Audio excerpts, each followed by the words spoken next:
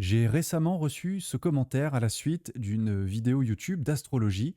Je le partage tout de suite avec vous. Ça disait à peu près ceci: reconstruction, changement, transformation, le même discours. C'est ça l'astrologie, une suite sans fin des mêmes choses, une nouvelle lune pour changer, une pleine lune pour libérer, etc. En clair, ça n'en finit jamais. Et puis viendra notre révolution solaire et j'en passe. Non, je suis déçu de ces répétitions et de ce bise autour de l'astrologie. Vous dites tous la même chose et je ne comprends plus le sens de tout ça. Vous l'assaisonnez de planètes différentes et on recommence, mais différemment. On tourne en rond là, non? Écoutez vos dernières vidéos, vous verrez qu'elles se répètent toutes d'une façon ou d'une autre. Fin de citation.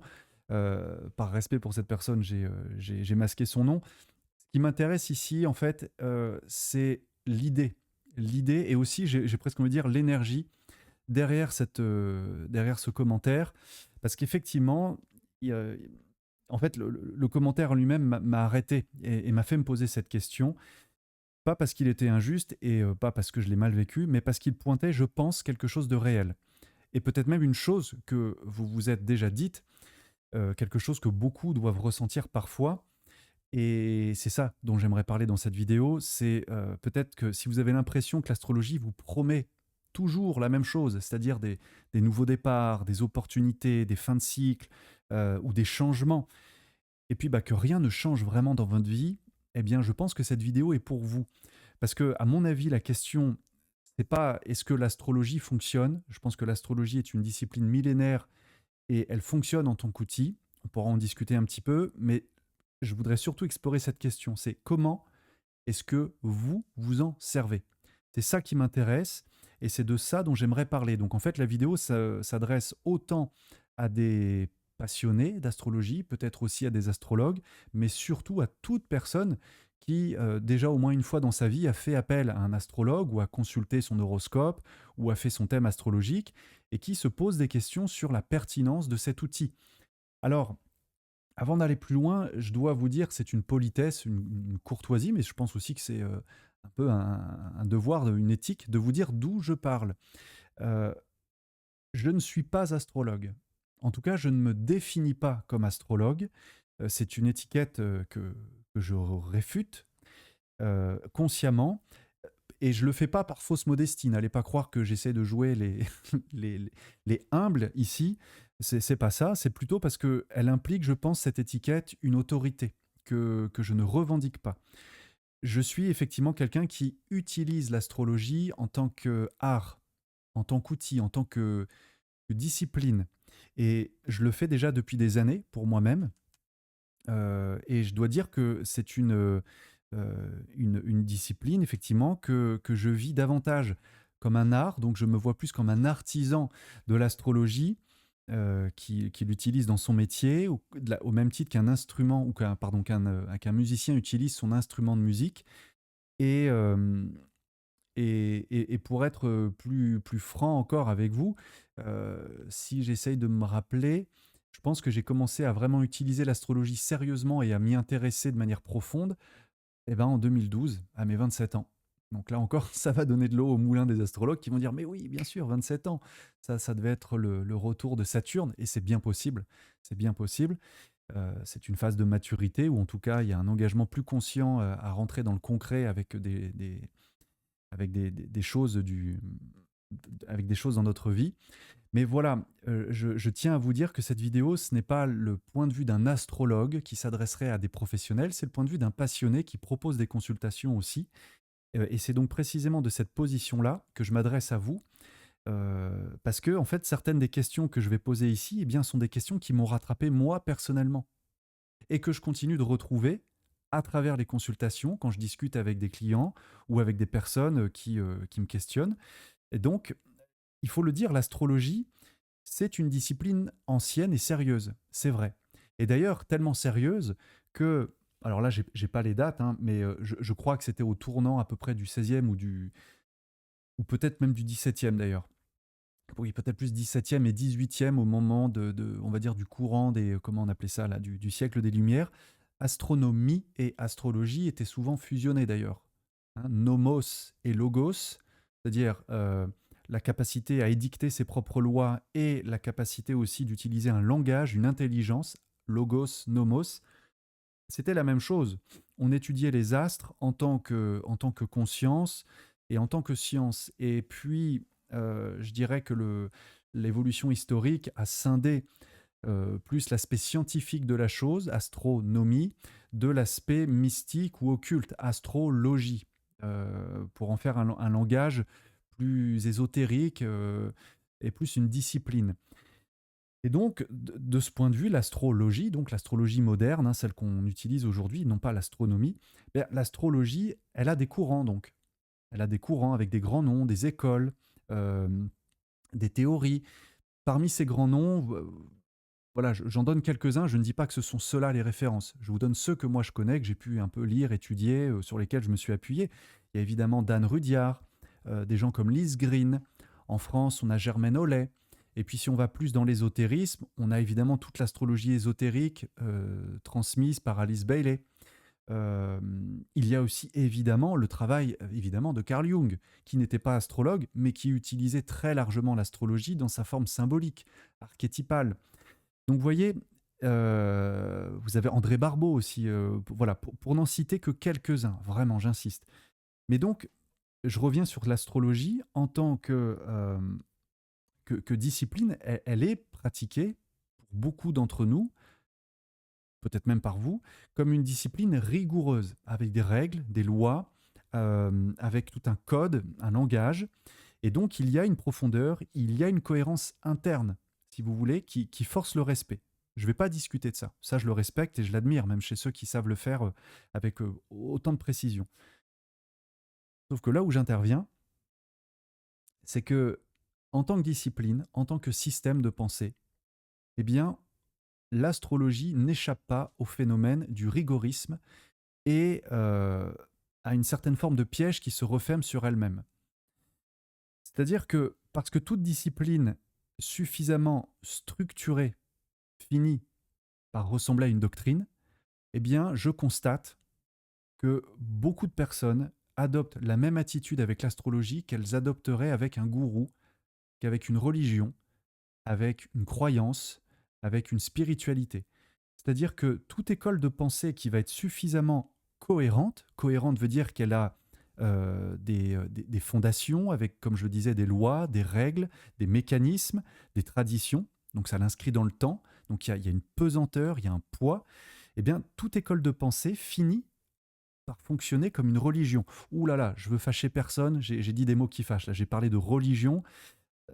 Essayez simplement d'entendre ce que je dis, je le pose sur la table, et allons voir ensemble ce que ça peut soulever en chacun de nous.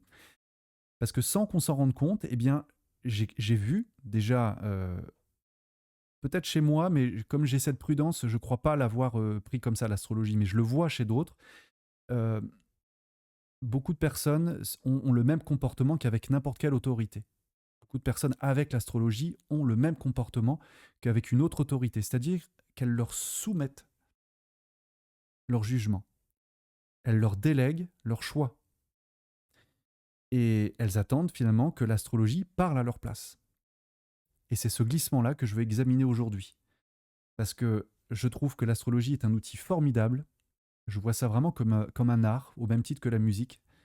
Et je trouverais ça dommage, si vous voulez, qu'on passe à côté de ce que l'astrologie a fondamentalement à nous offrir en faisant quelque chose de rigide et qui n'est plus au service de l'humain, mais qui devient une superposition d'autorité supplémentaire sur notre conscience. Et donc, la première partie, parce que j'ai essayé de regrouper en préparant cette vidéo à peu près 4 axes. Hein, j'aime bien le 4 parce que c'est carré, c'est le chiffre de la manifestation. Mais j'aurais pu en faire plus, j'aurais pu en faire moins. Enfin, oui, j'aurais pu en faire moins, mais ça aurait été un peu trop succinct. Plus, ce serait allé dans du superflu. Mais j'ai identifié, si vous voulez, 4 dérives qui reviennent souvent. Et c'est bien parce qu'elles reviennent souvent qu'elles se sont imposées à moi. Et le premier point qui me paraît important, je commence par là parce que c'est vraiment celui qui m'a donné l'idée de faire cette vidéo, c'est l'astrologie comme un oracle décisionnel. Vous voyez, j'utilise le mot oracle ici au même titre que certaines personnes utilisent des oracles, c'est-à-dire des cartes ou font appel à des oracles, c'est-à-dire des médiums, des voyants, des canals, channels, des personnes qui vont faire parler à travers leur voix ou à travers le symbole, faire parler une autorité supérieure, un maître ascensionné, un guide, une présence divine, peu importe. Et je respecte, si vous voulez. Mais je crois que utiliser l'astrologie pour décider à sa place, eh bien finalement, ça rabaisse l'astrologie au même niveau que n'importe quelle autre discipline. C'est-à-dire que on va attendre, par exemple, hein, c'est des trucs que vous avez déjà entendus, comme moi je l'entends très souvent, on va attendre que Mercure rétrograde, eh bien, passe avant de signer un contrat. Bah oui, parce que si Mercure est rétrograde, ça veut dire que fatalement, il va y avoir un blocage au niveau de toute la communication, ou sur toute la chaîne et toute la séquence cognitive, mentale. Donc ça peut être des ralentissements dans les faits, ça peut être une imprécision dans l'acte notarié, ça peut être un problème de communication, une difficulté à échanger. Vous voyez? Et quelque part, j'ai envie de vous dire, oui, oui, on peut aller jusque-là. Mais euh, regardez, autre exemple. Chose que j'ai entendue, hein. Si je vous donne ces exemples, c'est que c'est du concret, hein, bien sûr. Je ne l'ai pas imaginé. Aussi, des gens qui vont dire, voilà, je ne me lance pas sur un projet parce que la Lune est mal aspectée. Oui, j'entends bien. Moi-même, le premier, j'ai conscience que la Lune, par sa densité, par la polarité et l'influence qu'elle exerce sur la Terre et sur les corps, eh bien, a un impact concret avec le flux et le reflux, des forces motrices qu'elle impacte. Mais voyez-vous, je crois que l'idée d'utiliser l'astrologie comme un oracle décisionnel, eh bien, c'est exactement euh, la même structure psychologique que de consulter, par exemple, un oracle ou un prêtre. C'est-à-dire que le pouvoir de décider est délégué vers l'extérieur. Alors ici, c'est peut-être pas une tierce personne, parce que c'est moins l'astrologue que l'astrologie qui est vue comme système de référence ou comme point de décision, mais au final, l'astrologie devient vraiment une béquille décisionnelle et non un outil de connaissance de soi. Alors, je désamorce un truc avant que on me fasse ce commentaire. Oui, l'astrologie montre des transits, montre des fenêtres d'opportunité. Elle montre des fenêtres d'opportunité.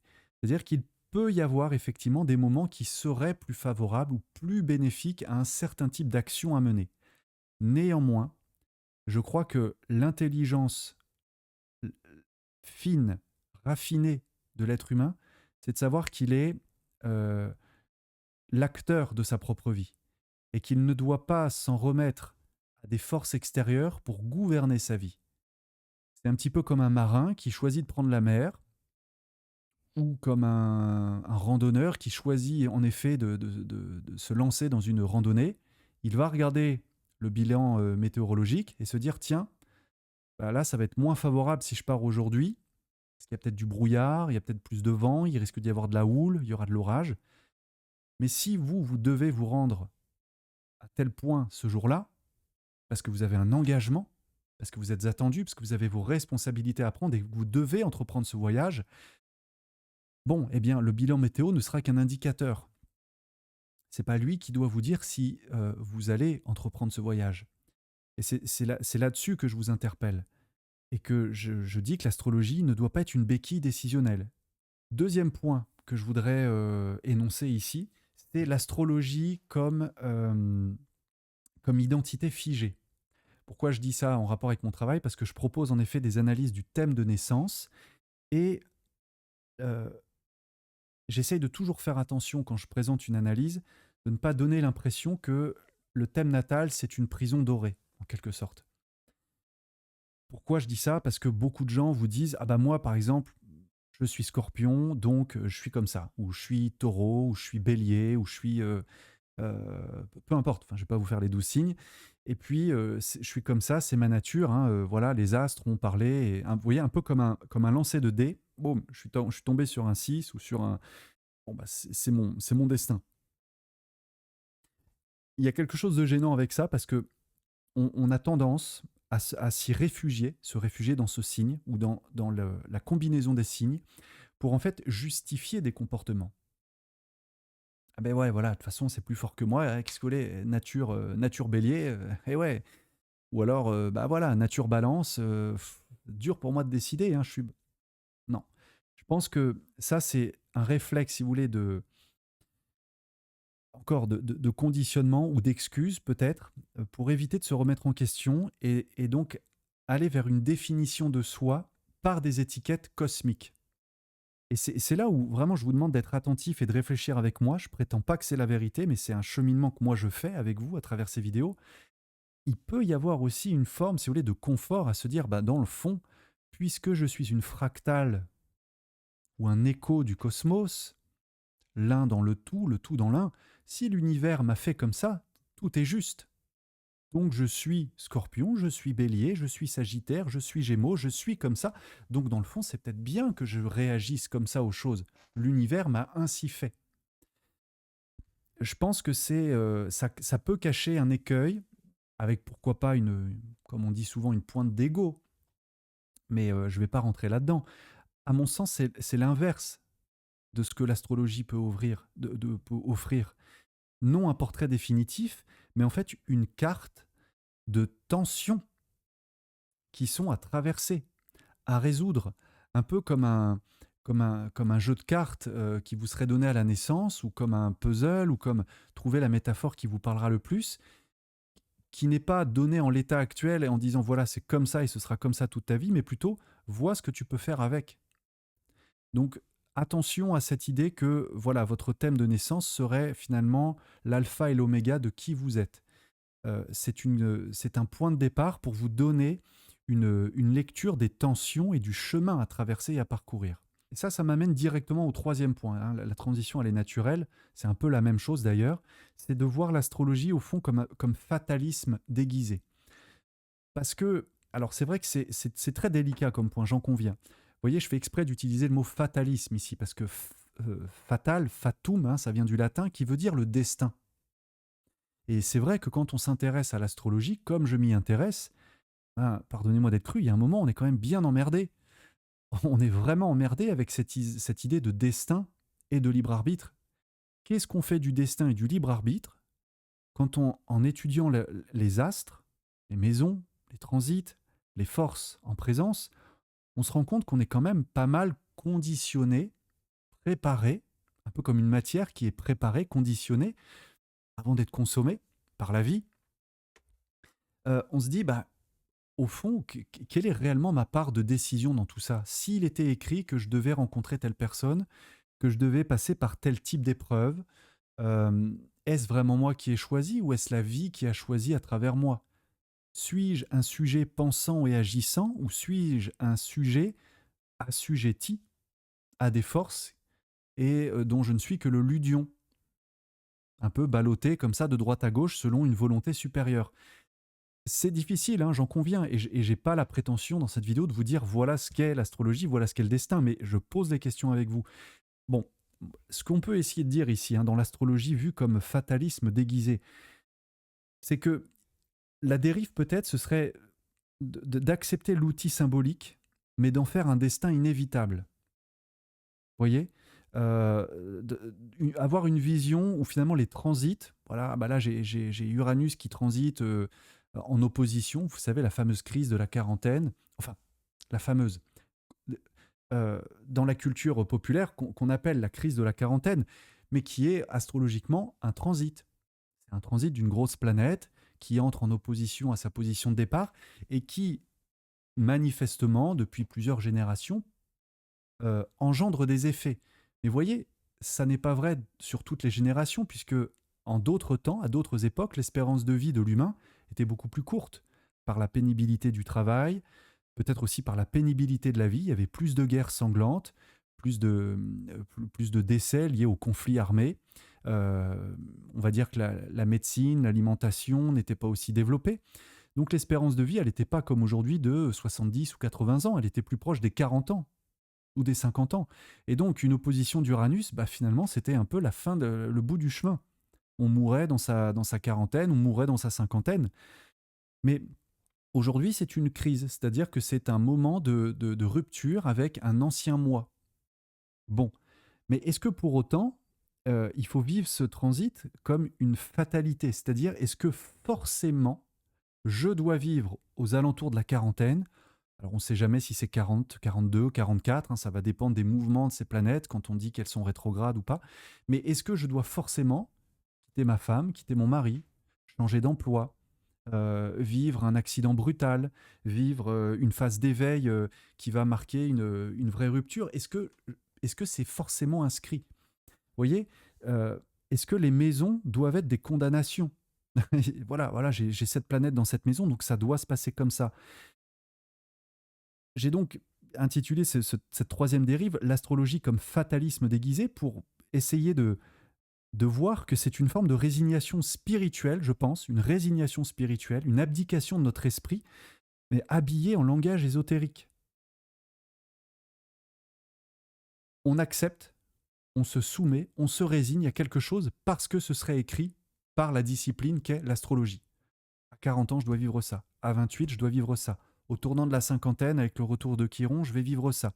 Et puis quand il y a telle planète qui entre en carré avec telle autre, il va forcément se passer un truc comme ça. Euh, c'est dommage, je pense, parce que le thème à ce moment-là cesse d'être une invitation à l'éveil pour en fait devenir une forme d'excuse, soit à l'immobilisme, soit à la passivité, soit à la fatalité, mais attention ici, fatalité comprise comme on baisse les bras. Et je trouve ça dommage dans notre esprit d'entretenir cette forme de soumission, d'abdication et d'abnégation du soi, euh, alors qu'en fait l'astrologie est beaucoup plus. Et je vais aller sur mon quatrième point pour après discuter avec vous d'autres choses, justement essayer d'élever un petit peu la vision qu'on pourrait se faire de cet outil. Mon quatrième point, c'était, oui, l'astrologie comme système de sens total. Entendez par total, totalitaire, c'est-à-dire quelque chose qui vient écraser nos décisions, qui vient écraser notre destin et qui finalement nous soumet une fois de plus. Ce quatrième point, c'est peut-être le plus insidieux, c'est pour ça que je l'ai mis à la fin, parce que l'astrologie devient en fait une sorte de cadre interprétatif total, c'est-à-dire qu'on se réfère à l'astrologie pour tout et n'importe quoi tout le temps, qui absorbe toute notre réalité. Toute notre réalité, notre vie, nos choix alimentaires, nos choix de partenaires, nos choix de je dis oui, je dis non, j'y vais pas, tout passe par l'astrologie. C'est pour ça que je dis que c'est totalitaire au sens, ça absorbe toute notre réalité. On, on astrologise, hein, pardonnez le néologisme, mais on astrologise notre vie entière. Nos relations, nos maladies, nos succès, nos échecs. Ah bah oui, forcément, là je me suis planté parce que j'avais un carré, ou ah bah oui, là quand j'ai rencontré machin, c'est forcément ça, parce que Vénus était aspectée avec sa lune ou son... Peut-être, oui, mais je vais être un petit peu dur, mais ne le prenez pas mal si jamais vous... J'espère n'offusquer personne, c'est pas mon but. Mais j'ai des mots un peu forts parce que j'ai envie quand même de... Si vous voulez, ma ligne rouge, c'est toujours l'autonomie, l'indépendance, la liberté de l'être. Et je trouve ça malheureux qu'on retourne à notre insu dans des conditionnements. Donc, je pense qu'il y a encore ici une forme de dérive sectaire, non par une institution, c'est pas l'institution astrologique qui fait ça, mais c'est le rapport de l'individu à l'autorité et aux lois. Et cette dérive, elle est là par un système de pensée qui se referme sur lui-même, de nouveau, et qui dispense de tout autre regard.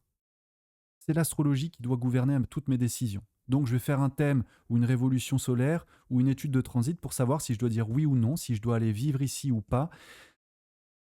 Il faut surtout être attentif à ces ressorts psychologiques. La psychologie profonde, et c'est bien, tout est dans le nom, profonde, veut dire qu'elle peut être souvent invisible. Ce sont des ressorts, c'est-à-dire des forces qui sont dans notre subconscient et que, sans nous en apercevoir, vont agir à notre insu dans différents domaines de notre vie. On croit être libéré comment pourrais-je dire ça, d'une forme de soumission à une autorité politique, à une autorité peut-être paternaliste, paternelle, familiale. On se dit, ça y est, je suis émancipé. Et en fait, on va juste décaler l'autorité en utilisant une autre figure qui va se substituer à la figure du père, à la figure de l'Église. Et ça va s'appeler un jour astrologie, et puis un autre jour, ça va s'appeler, je sais pas, numérologie, human design, cartomancie, spiritualité, peu importe, vous comprenez? Je J'incrimine personne ici. J'essaye plutôt de montrer que, ce sont des réflexes auxquels il faut faire attention. Et donc ma deuxième partie de vidéo, c'est peut-être maintenant de montrer quel est, à mon sens, l'usage sain de l'astrologie, parce qu'il y en a un, bien sûr, et je pense que c'est la majorité enfin, et c'est cet usage-là que la majorité des personnes en font. C'est l'astrologie, premièrement, comme miroir, pas juste comme une boussole qui dit où aller. C'est que je dis comme miroir au sens où l'astrologie peut être là pour révéler. Elle n'ordonne rien. Elle dit juste voilà ce qui est en présence. Pour ça que vous m'entendez souvent dans les capsules, enfin dans les podcasts d'astrologie. Je le rappelle souvent, j'essaie d'être clair, mais je pense que parfois je ne le suis pas assez, ou des fois je me confronte peut-être aux perceptions des gens, c'est-à-dire à la grille de lecture qu'ils se font avant même de recevoir un message. Donc quoi que vous puissiez dire, votre message il va être entendu d'une certaine manière. Je dis toujours, l'astrologie propose et nous disposons, et l'astrologie révèle des opportunités, des forces en présence. Donc elle peut nous montrer effectivement par le jeu d'une nouvelle lune, d'une pleine lune ou d'un transit planétaire. J'ai fait beaucoup de vidéos sur les transits récemment, sur Uranus, sur Pluton, sur Neptune.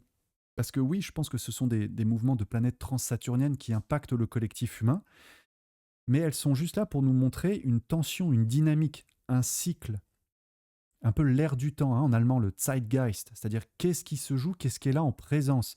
Ça ne veut pas dire voilà ce qui va arriver, c'est et si j'utilisais l'énergie en présence pour euh, m'insérer dans le cours du temps. Mais c'est vous qui décidez quoi en faire. L'énergie est neutre. Donc, quand vous en faites quelque chose, c'est vous qui décidez, c'est pas les astres qui décident à votre place. Le deuxième point en réponse au précédent sur le thème natal. J'aime beaucoup, et c'est mon travail, et je continue de le faire, et d'ailleurs, je vous ferai même une petite pub à la fin de cette vidéo, je me permettrai de la faire. Mais oui, je continue de proposer l'étude du thème natal parce que je trouve que c'est vraiment une carte formidable de tension, donc de richesse énergétique. C'est pour ça que je dis, pour révéler vos dons, vos potentiels, qui est là en puissance, mais qui demande à être maîtrisé, à être compris, et pas un portrait définitif. Vous n'êtes pas que votre soleil, vous n'êtes pas que votre ascendant. D'ailleurs, j'ai souvent entendu dire, peut-être vous aussi, que nous deviendrions au fur et à mesure de notre vie plus notre ascendant. Peut-être, peut-être pas. J'ai même tendance à vous dire, je crois que l'ascendant, c'est presque pas à vous de vous en occuper. L'ascendant, c'est plus que comme un filtre qui s'interpose entre le soi et l'autre. Et ce filtre, c'est un petit peu comme une mélodie qui vient d'abord parler à votre place et qui donne une impression de vous aux autres. C'est la manière que vous avez de vous présenter au monde, comment on vous perçoit. En fait, vous n'avez pas tellement à agir là-dessus. Ça va appartenir aux autres de choisir comment ils vous perçoivent en fonction de votre ascendant. Donc je ne sais pas si on devient plus son ascendant en vieillissant. Moi, j'aurais même tendance à croire et à penser, et j'ai des raisons de le penser, et j'en parlerai peut-être une autre fois, qu'on est beaucoup plus Saturne dans le temps, qui est le principe de maturité et de maîtrise. On devient beaucoup plus sa planète Saturne dans le temps qu'on est son Soleil ou son ascendant. Et j'ai beaucoup plus tendance à penser aussi que s'il y avait une zone d'effort pour devenir quelque chose, ce serait peut-être le nœud nord, qui montre en fait une zone à l'inverse du nœud sud, qui n'est pas une zone qui est la zone du confort. Le nœud nord serait plus une zone d'effort vers laquelle on peut éventuellement s'efforcer à tendre, adopter une nouvelle philosophie de vie, une nouvelle posture, essayer de renforcer une dimension dans notre vie qui va participer de l'épanouissement de notre âme. Donc, vous voyez, je vais dans ce sens que le thème natal, c'est une carte de tension et pas un portrait définitif. C'est le thème natal, hein, vous le savez, c'est vraiment la photo du ciel, c'est le polaroid du ciel à l'instant de votre naissance. Donc, c'est un point de départ, c'est pas une sentence. Vous n'êtes pas condamné à. Sur la question des transits, c'est mon troisième point ici. Je voulais aussi en dire un mot. Bon, je l'ai un peu déjà évoqué avec l'image de la météo. Mais effectivement, les transits comme météo, pas comme un destin, là non plus, rien de figé. Un transit annoncé comme difficile Bon, eh ben, c'est comme une météo orageuse, comme une giboulée de Mars, comme une bourrasque. Ça mérite notre attention, surtout si on doit prendre une décision ou si on doit entreprendre un voyage ou une sortie. C'est quand même mieux de savoir si la route va être inondée ou si elle va être droite et sèche. Mais voilà, ça peut éclairer un choix. Mais la pluie annoncée ou les intempéries annoncées ne nous interdisent pas de sortir. C'est pas parce que vous avez, je reprends les exemples, Mercure rétrograde ou la Lune mal aspectée, que vous devez en conclure que le ciel ne veut pas que vous fassiez, que vous meniez telle ou telle action. C'est à vous, être euh, puissant, être euh, autonome et indépendant, que revient la liberté de choix. Donc, elle vous invite, hein, cette astrologie, à prendre à, à prendre note des conditions, comme la météo vous invite à prendre un parapluie ou un kawaii. Voilà. Le dernier point, hein, j'essaye de faire vraiment le parallèle avec les quatre précédents. Bon, eh bien, j'ai envie de vous dire, pour aller vers une conclusion, ben, au fond, l'astrologie, oui, comme un art, comme un outil, parmi d'autres. C'est pas l'alpha et l'oméga, l'astrologie, même si je sais un certain courant de l'astrologie, notamment ésotérique, aime bien présenter l'astrologie comme la science des sciences.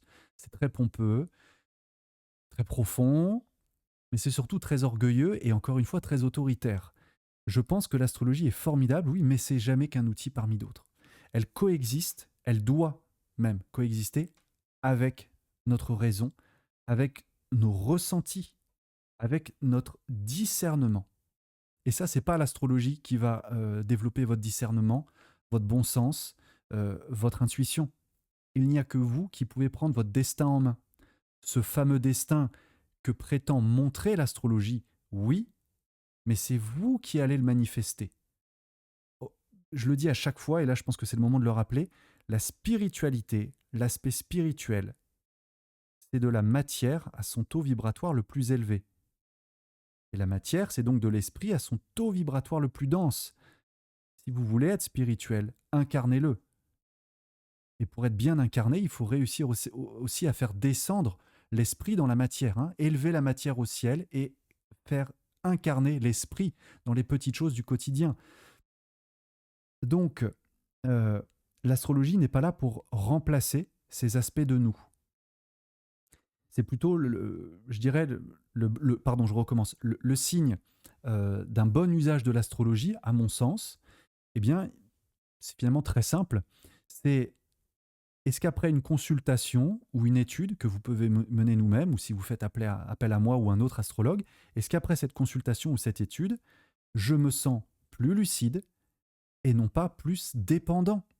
Dépendant des conditions, dépendant du destin, dépendant du ciel, dépendant de l'astrologue. Évidemment, ça va de soi. Mais l'idée, c'est est-ce que je me sens donc plus lucide, donc plus potence, avec plus de potentiel d'action? Parce que j'ai une vision un peu plus claire de la direction, des forces en présence, des enjeux. L'astrologie, à son meilleur, au meilleur de ce qu'elle peut donner, ne nous dit pas quoi faire. Au mieux, elle nous aide à nous connaître, et c'est déjà énorme, c'est un superbe instrument de connaissance de soi, pour décider par soi-même avec plus de clarté. Cette fameuse lucidité, chère à mon cœur, dont je vous parle toujours. La liberté, elle n'est pas dans les astres. Elle n'est pas à l'extérieur de nous, parce qu'on se soumet, parce qu'on se discipline à des forces à l'extérieur. Elle est dans la façon dont vous choisissez de les lire et de les interpréter, mais surtout de les manifester. Parce qu'il y a aussi une vision de l'astrologie dont je n'ai pas parlé, parce que sinon ce serait trop long. Déjà là, c'est une vidéo qui commence un peu à durer, mais il y aurait tellement à dire. Il y a une vision de l'astrologie à laquelle je souscris en partie, et qui est de voir les astres comme une représentation extérieure dans le ciel céleste, et bien en fait de forces et même carrément d'organes qui vivent à l'intérieur de nous, de glandes endocrines, de membres, l'astrologie morphologique, physiologique, comment s'exprime Mars, comment s'exprime Vénus, comment s'exprime le Soleil, comment s'exprime, et ainsi de suite. Et donc, dans ce cas-là, oui, comment je choisis d'utiliser les planètes, de les exprimer. de mettre en action, de passer en action, de, de cogiter, de m'exprimer, de ressentir la Lune, Vénus. Et donc, ce sera le mot de la fin. Je pense que cette notion de liberté, ça, aucun transit ne peut le faire à votre place. Voilà. Quart d'heure pub, voilà. Sachez que effectivement, tout passionné que je suis et consciencieux, je continue de vous proposer des études de votre thème natal. Je sais que je suis bon à vous aider peut-être à mieux lire, à mieux comprendre et à dégager le sens profond de votre thème de naissance. Vraiment pour bien connaître vos besoins profonds, vos dons, vos potentiels et vous aider du coup à emprunter une direction dans la vie qui vous convienne. Ce n'est pas moi qui vous dis quelle direction emprunter. Ensemble, on essaie de faire apparaître plus clairement ce que serait un chemin soutenant et vertueux pour vous. C'est-à-dire, oui, disons-le, aligné avec le ciel, mais en fait, c'est aligné avec votre Tao intérieur, avec votre ciel intérieur. Donc ça, je le propose toujours en étude. Vous pouvez bien sûr retrouver le détail des offres sur ma page maisonadamcara.fr /Johan. Oui, oui, c'est ça, dimanche 24 mai. Donc c'est là, dans une semaine, un dimanche de Pentecôte. Et lundi de Pentecôte, le 25 mai, nous sommes toujours bel et bien en conférence et en atelier au Château de Verre. Merci Daphné de nous y recevoir. C'est dans le Pays de Loire, entre Nantes et Angers. Il reste des places. Nous sommes dans un magnifique lieu. Conférence, et bien justement, en partie, ce n'est pas une conférence d'astrologie, attention. Hein. On va aborder ces questions-là avec Com sur les mouvements de conscience à mettre en lien avec les mouvements de planète, avec la conjoncture mondiale de conscience, pour voir comment ce chaos actuel peut en fait se lire comme une opportunité pour les âmes que nous sommes, les âmes en éveil ou en réveil. Donc ça, ce sera la conférence du dimanche soir à 20h30. Et puis la journée du 25 mai, ce sera une journée d'atelier. Du matin 9h30, top départ 9h30, donc arrivée conseillée à 9h, jusqu'au soir 17h30.